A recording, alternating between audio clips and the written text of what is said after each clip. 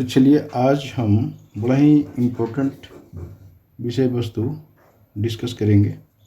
और ये विषय वस्तु क्या है? तो ये है शनि से रिलेटेड, शनि की साढ़े साती या शनि का गोचर, है ना। गोचर कब आता है उससे रिलेटेड विभिन्न प्रकार का डिस्कशन करेंगे। तो सबसे पहले हम एक कुंडली ले लेते हैं, जन्म कुंडली किसी का बना लिया और उस कुंडली के बेसिस पर डिस्कस करते रहेंगे। तो चलिए, ये है मान लीजिए वृक्ष लग्न का, वृक्ष लग्न, लग्न क्या है तो वृक्ष। हम आज ये डिस्कस करना चाह रहे हैं कि आखिर शनि का साढ़े साती होता क्या है और ये कब आता है, किसी भी व्यक्ति के जीवन में ये इफेक्टिव कब होता है, आखिर शनि की साढ़े साती है क्या।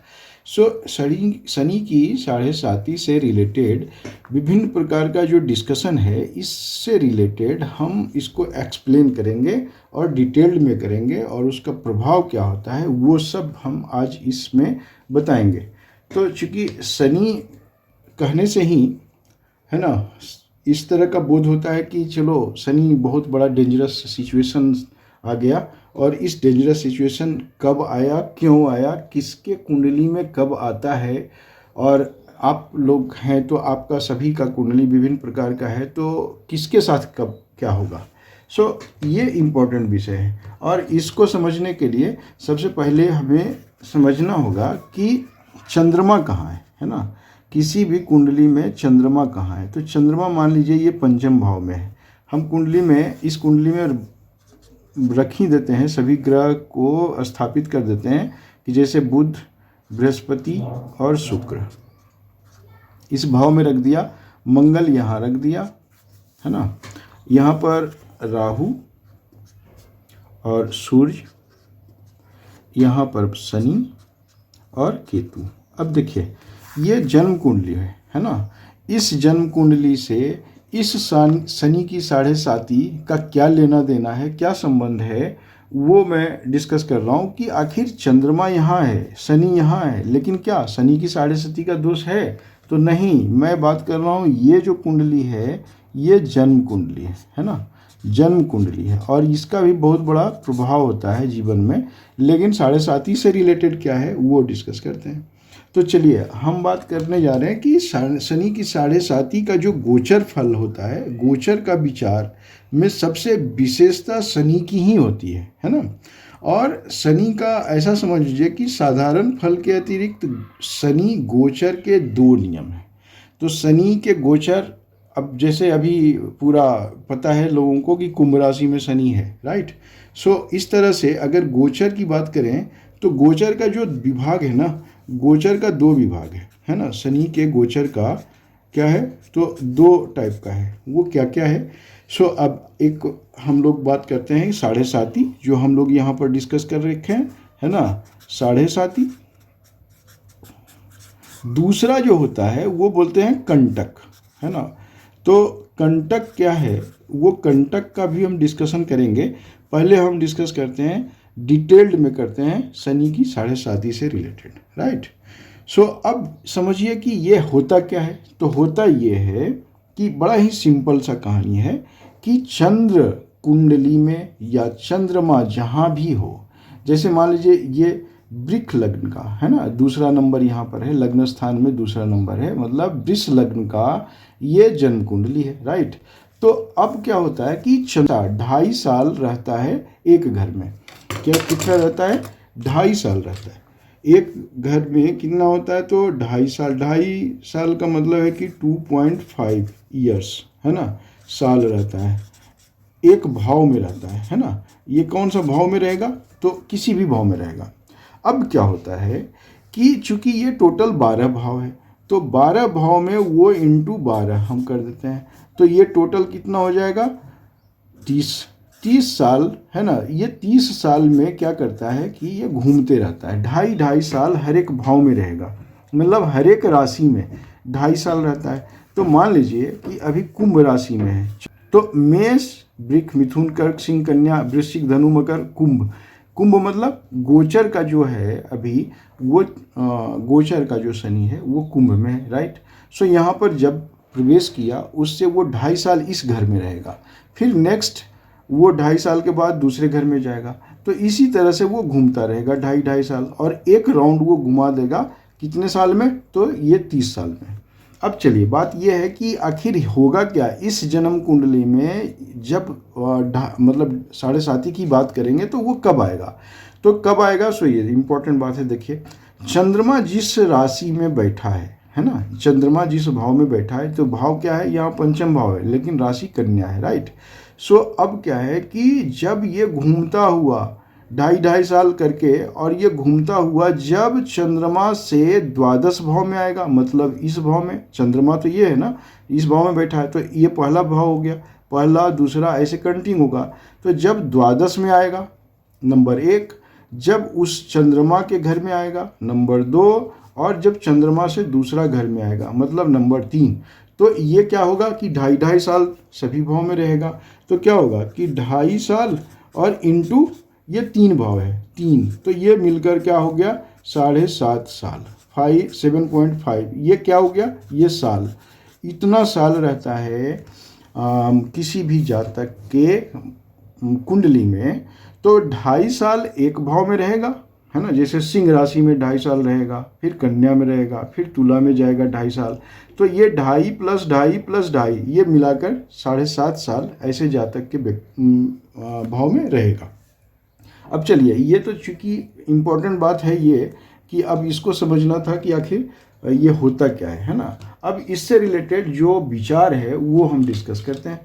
वो डिस्कस क्या करना है, सो अब क्लियर करते हैं। देखिए कि बहुत सारा ज्योतिषियों के मतलब विचार में क्या किया है कि 7.5 फल को विशेष रूप से ऐसा बतलाया गया है कि जब चंद्र लग्न से शनि द्वितीयस्थ हो, है ना, चंद्र लग्न से मतलब क्या कि जैसे चंद्रमा से द्वितीयस्थ हो, द्वादश हो और लग्न हो, है ना, ये हम लोग मतलब लग्न का चंद्र लग्न में, द्वादश में और द्वितीय में हो, है ना, इस फॉर्मूला को हम लोग डिस्कस कर लिए हैं। तो अगर मान लीजिए कि ऐसा होता है तो द्वादश में होगा तो पहला 2.5 होगा, है ना, और होगा क्या, उसका फल क्या होता है। तो इस पर मेन इम्पॉर्टेंट बात है कि जब चंद्र लग्न, है ना, ये चंद्र लग्न मान लीजिए, इसको चंद्र लग्न है, चंद्रमा को ही लग्न में हम मान लेते हैं। तो जब चंद्र लग्न से शनि द्वितीयस्थ हो, है ना, दूसरे भाव में हो, है ना, तो पहला 2.5 साल में जातक की क्या होगा, व्यय की मात्रा अधिक बढ़ जाती है और अकस्मात धन की हानि होती है। जातक कुछ समय तक शांतिपूर्ण एक स्थान में वास करने में असमर्थ हो जाता है और स्वास्थ्य भी अच्छी नहीं होती है। जब चंद्रमा लग्न में रहता है, अब तो ये मान लीजिए दूसरा कंडीशन की बात की है ना, उसके बाद मान लीजिए ये लग्न की बात करते हैं। तो लग्न में जब रहता है मतलब क्या, दूसरा 2.5 साल, तब क्या होगा कि शरीर की जो मीन्स सुंदरता है, कांति है या स्वास्थ्य है ना, उसमें कुछ ना कुछ हानि होती है और चित्त में अशांति होती है, धन का भी व्यय होता है और धन की क्षति होती है और किसी कार्य में बाधा विघ्न ये सब होता है और असफलता के कारण ध्यान मतलब धन का भी नाश होता है, धन व्यय होता है। और अब क्या होता है कि जो अंतिम 2.5 साल होगा, है ना, तो चूंकि 2.5 साल सभी भाव में रह रहा है, तो अंतिम वाला जो 2.5 साल होगा तो चंद्र लग्न में द्वितीय स्थान में गोचर का शनि होता है। तब क्या होगा कि बंधु वर्गों से अनायास बेवजह झगड़ा और जातक के परिवार में लोगों को रोग, है ना, या फिर उसमें से किसी की मृत्यु हो कभी योग बनता है।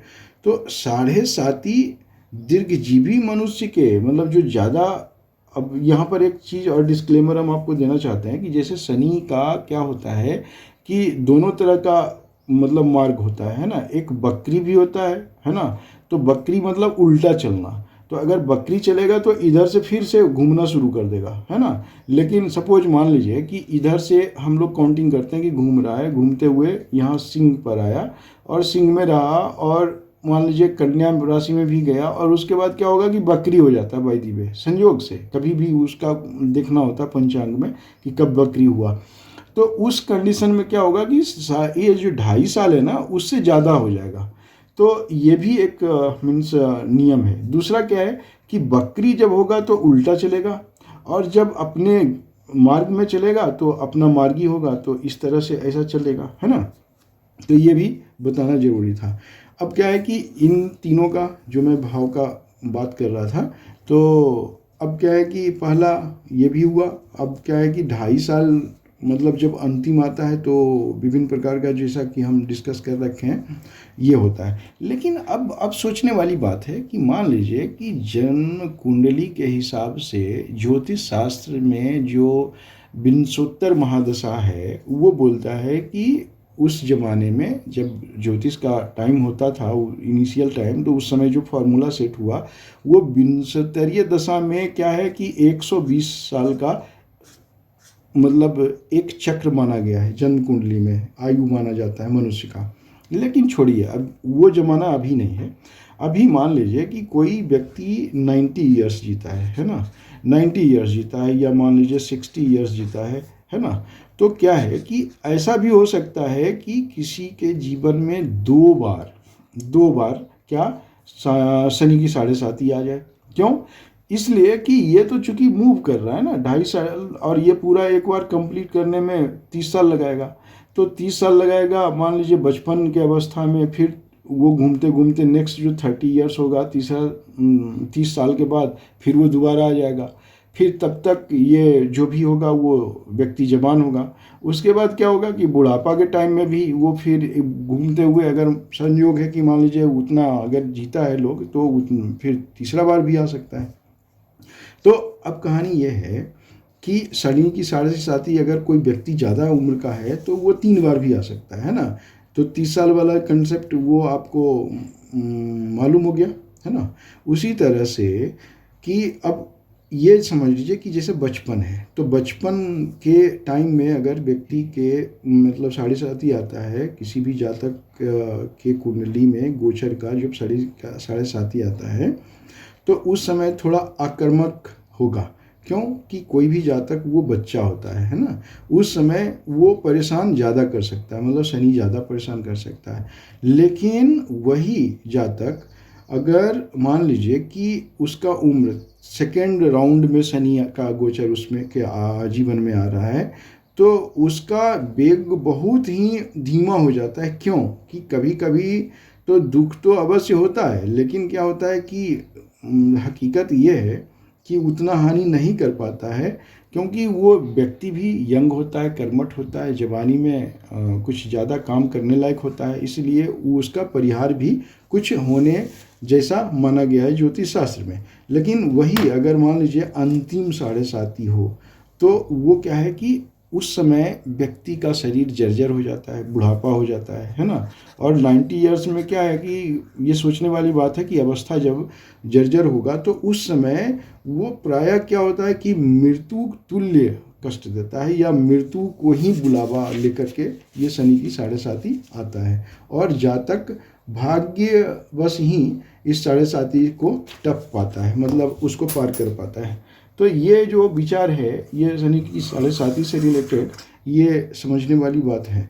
उसके बाद अगर मान लीजिए कि अनुमान करने योग्य बात यह है कि 30 साल में से पूर्व जब जातक का शरीर कोमल रहता है तब तो होगा ही ना, कुछ कम मतलब असर होगा, क्रूरता का असर होगा, लेकिन उस समय कुछ झेल भी लेता है। लेकिन वही अगर मान लीजिए बुढ़ापा का समय आएगा तो वो बहुत ज़्यादा इफ़ेक्टिव होगा, और वो इस तरह से लॉस करता है।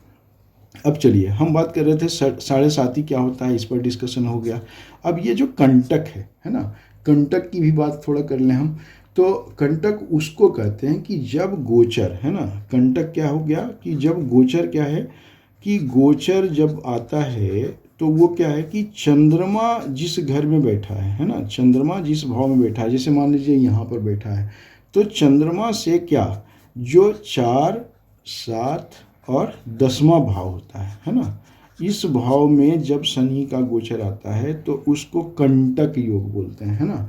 तो कंटक शनि उसी को कहते हैं जब गोचर शनि चंद्र लग्न से, है ना, ये जैसे मान लीजिए चंद्रमा का ये लग्न हम मान लेते हैं ना, चंद्रमा को लग्न बना दिया, तो चंद्रमा से काउंटिंग करेंगे तो 4, मतलब 1 2 3 4, मतलब इस राशि में जब आता है सपोज शनि, तो वो चौथा घर हुआ, फिर 5 6 7 8 9 10 10। तो हम बात कर रहे हैं कि 4 में भी और 7 में भी, है ना। और ये 4 7 और 10 भाव जो चंद्रमा से काउंटिंग करने पर आता है, उसमें जब आएगा शनि तो उसको हम कंटक योग, कंटक बोलेंगे, है ना।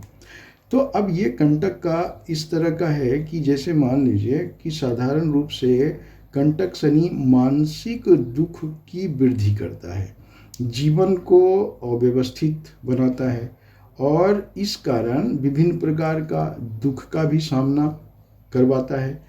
जब गोचर का शनि चंद्र लग्न से चतुर्थ में हो, जैसे मान लीजिए जब आया तब तो चंद्रमा में आया ही, अब जब मान लीजिए कि चौथे भाव में है, तब क्या करेगा कि जातक के निवास स्थान में अवश्य ही परिवर्तन कराता है। जैसे मान लीजिए कोई कहीं रह रहा है, वहाँ से वो चेंज करके कहीं और जाएगा, है ना, शहर बदल सकता है इस तरह का, और उसका स्वास्थ्य भी बिगाड़ सकता है, मतलब ऐसा सिचुएशन होता है। फिर क्या है कि चंद्र लग्न से जब गोचर का शनि सप्तम भाव में हो, है ना, सप्तम भाव में जब आ जाता है, सप्तम स्थान में आ जाता है, तब जातक को परदेश वास कराता है। मतलब परदेश मतलब जिस देश में रह रहा है वहाँ से कहीं ना कहीं दूर ले जाएगा उसको, है ना।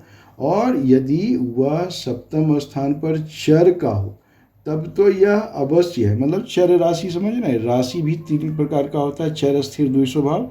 तो चर पहला, स्थिर दूसरा और द्विस्वभाव तीसरा, इसी तरह से चौथा फिर चर हो जाता है। तो 12 राशि में ऐसा कंडीशन होता है कि चर स्थिर द्विस्वभाव, वो काउंटिंग करेंगे और आप कैलकुलेट कर सकते हैं कि अगर ऐसा कंडीशन है कि जिस राशि में है और वो चर राशि में है, बाय द वे वो राशि भी चर है, तो उसमें तो जरूर ही ऐसा कुछ करवाता है जिससे कि है ना, स्थान का परदेशवास कराता है।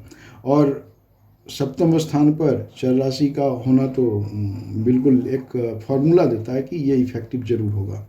उसी तरह से अगर मान लीजिए कि नेक्स्ट कंडीशन है कि चंद्र लग्न से यदि गोचर का शनि दसम स्थान में आता है, तब क्या करेगा, तब करेगा कि जातक के व्यवसाय और नौकरी इत्यादि में कुछ ना कुछ गड़बड़ी करना शुरू कर देता है। तो अब कह रहा है ऐसा योग कि मान लीजिए ऐसा गड़बड़ी किया तो मीन्स शनि का प्रभाव दिखता है। तो अब दूसरी बात ये है, जो पहली बात मैं कर लिया था कि एक शनि की 7.5 भी है जो कि चंद्रमा के आसपास हो गया, और कंटक क्या हुआ, तो चंद्रमा में से 4 7 और 10, है ना। तो ऐसा विचार होता है कंटक का। अब हम बात करते हैं कि गोचर आखिर वो आया, है ना, तो गोचर का आखिर राशि जो होगा या मतलब वार्षिक फल होगा, है ना, वो कैसा होगा, वार्षिक फल, मासिक फल, है ना।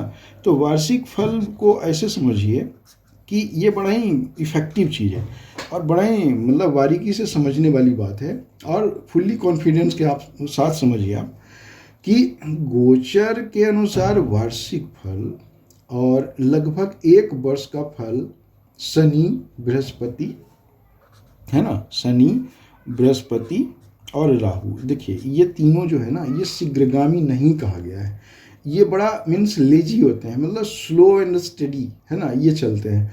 मतलब ऐसा समझ लीजिए कि गोचर के अनुसार वार्षिक फल लगभग 1 वर्ष का फल शनि बृहस्पति और राहु के फल पर ही अवलंबित होता है। प्रत्यक्ष कारण यही मालूम होता है कि ये 3 शीघ्रगामी ग्रह नहीं है। गोचर के अनुसार मास का फल मतलब महीने का फल क्या होता है कि अगर आप बात करें ना कि महीना, है ना, जैसे होता है ना, कभी लोग ज्योतिष शास्त्र में कुछ ज्योतिषी लोग क्या बताते हैं, महीना का विचार कर देते हैं, वर्ष का विचार कर देते हैं, है ना। तो जनरली क्या होता है कि जब भी आप ऐसा देखें कि मीन्स हमारा महीने का निकालना है, तो उसमें क्या हम कर सकते हैं, है ना। तो अब बात ये आती है कि 1 वर्ष का फल तो हो गया। अब दूसरा क्या है कि जब भी गोचर के अनुसार महीने का फल सूर्य, मंगल और शुक्र से कहा जाता है ना। हम बात कर रहे हैं सूर्य और मंगल और शुक्र से कहा जाता है। अब इस मतलब इन बातों पर कुछ हम ध्यान आकर्षित आप लोगों का कराएंगे। पहला कंडीशन ये है कि यदि शनि का गोचर है ना, मान लीजिए कि शनि का गोचर क्या है, ऐसे मान लीजिए ये बुरा फल हो गया और ऊपर वाला अगर हम देंगे कंडीशन तो वो अच्छा वाला है। तो मान लीजिए यहाँ पर समझने के लिए हम बता रहे हैं कि शनि का जो विचार हो रहा है वो गोचर फल उसका मान लीजिए बुरा हुआ, तब क्या हुआ कि अन्य शुभदायी फल जो भी है ना, मीन्स फलों में जो हानि हो जाती है, मतलब क्या है कि अगर शनि का गोचर में अशुभ फल है तो अन्य शुभदायी फलों में हानि हो जाती है और तब गोचर का शनि अशुभ फल देता है ना। तो उस वर्ष में मतलब ऐसा देखा जाता है कि सभी फल अशुभ ही होते हैं। तो जब शनि अशुभ हुआ तो सभी क्या हो जाएगा, सभी क्या कर देगा, सभी अशुभ ही देगा विचार, ऐसा समझिए। दूसरा कंडीशन भी डिस्कस करते हैं यहाँ पर कि अगर मान लीजिए कि जिस वर्ष शनि का अशुभ फल है ना, शनि मान लीजिए क्या है, अशुभ फल दे रहा है, राइट, डाउन वाला हम एरो बना रहे हैं कि ये अशुभ वाली बात कर रहे हैं, है ना। तो दूसरा कंडीशन ये है कि जिस वर्ष शनि का अशुभ फल रहता है और मान लीजिए बृहस्पति का फल यदि शुभ हो, है ना, और बृहस्पति क्या है भाई, तो मान लीजिए कि ये शुभ है, मतलब ऊपर जैसे बढ़िया सा फल है ना, होता है, तब क्या होगा, है ना। ऐसे कंडीशन को समझिए कि जब शनि का अशुभ फल हो और बृहस्पति का फल शुभ होता है तो उस वर्ष में विशेष अशुभ ही होता है, उसका रिजल्ट क्या होगा, अशुभ ही होगा, मतलब खराब ही होगा, है ना जी, ये विचार होता है। उसी तरह से एक दो डिस्कस और करते हैं कि अगर मान लीजिए कि तीसरा कंडीशन कि जिस वर्ष मान लीजिए शनि अच्छा है, शनि क्या है, शनि मान लीजिए अच्छा है, ठीक है, उसके बाद क्या है कि अगर मान लीजिए शनि अच्छा है और बृहस्पति क्या है, तो बृहस्पति का खराब है ना, अशुभ फल है, तो क्या होता है कि उस वर्ष में उस समय में शुभ ही फल का मीन्स विचार किया जाता है। क्यों, इसलिए कि शनि का इफेक्ट देखिए, शनि क्या है कि शुभ करेगा, है ना, और बृहस्पति अगर खराब भी है तो शनि क्या करेगा, शुभ ही करेगा। तो उसी तरह से जिस वर्ष समय में शनि अगर मान लीजिए शुभ है, शनि अगर क्या है, शुभ है, और उसी कंडीशन में बृहस्पति और राहु दोनों मान लीजिए अशुभ है ना, बृहस्पति का भी विचार और राहु का भी विचार मान लीजिए अशुभ है, तो भी क्या करेगा, तो भी शनि के कारण, शनि के मतलब प्रभाव के कारण क्या होगा कि शनि शुभ ही फल देगा, है ना, शुभ, तो शुभ फल देगा। तो इस तरह से देखिए कि शनि का प्रभाव कितना है कि शनि अगर खराब है तो और सब ग्रह को भी खराब करने के बाद अशुभ ही फल दिलाता है, शनि अगर शुभ है तो वो विचार शुभ ही करवाएगा, ठीक है, लेकिन दूसरे ग्रहों का भी प्रभाव उतना उसके सामने नहीं चलता है, नहीं टिक पाता है।